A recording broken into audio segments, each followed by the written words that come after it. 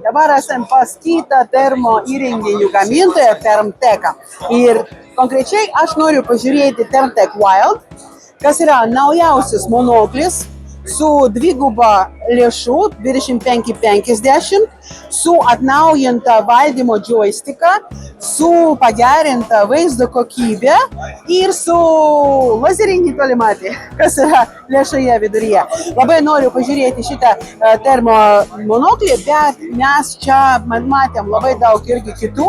Žiūrėkite video įrašus iš parodos Dortmunde ir sužinokite apie naujoves termo įrenginių, termo taikiklių, termo žiūronų, termo monoklių srityje ir apie visą kitą irgi, apie ginklus, apie visą kitą. Žiūrėkite mūsų video įrašus, pasidalinkite nuorodomis, būkite kartu su mumis ir prenumeruokite žurnalą Medžioklė. Ačiū.